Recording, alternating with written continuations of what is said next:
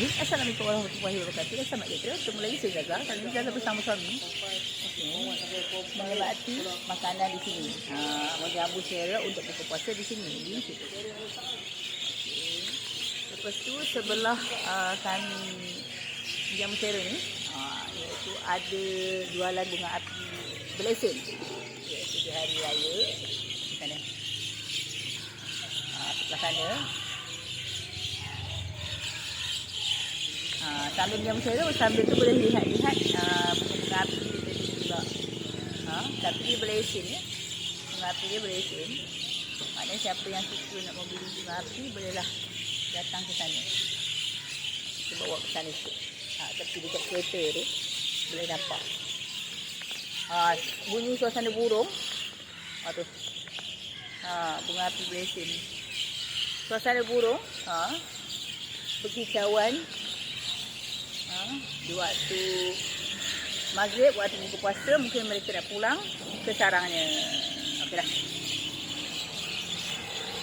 Kami nak pergi jamu Syara dulu. Kita tengok apa yang kami nak makan. Okey, sebentar. Seperti biasa. Zaza punya sotong lah. Zaza punya sotong. Ini kerabu sotong. Okey.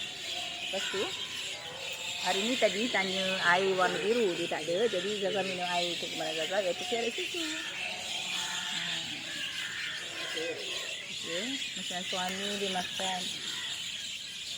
Tu, tom yam ada. Ada apa lagi? Ada daging. Sama lah makan juga dengan Zaza. Ada tu. Di samping berbunyi kicauan burung. Dan boleh melihat bunga api yang ada dijual secara berlesen berwarna-warni di sana. Sekejap lagi kalau ada peminat nak beli, bolehlah beli di sana. Macam Zaza tunjuk tadi. Itulah, kami nak jamu Syara dahulu. Terima kasih kepada semua yang dah subscribe YouTube kami yang dah 1.39k. Alhamdulillah. Dan sekiranya anda melihat ada iklan, jangan skip atau pelangkau, terus menonton. Terima kasih. Setelah saya jumpa di videonya, jangan lupa terus subscribe, like, share, dan komen YouTube kami. Kita taruh saling.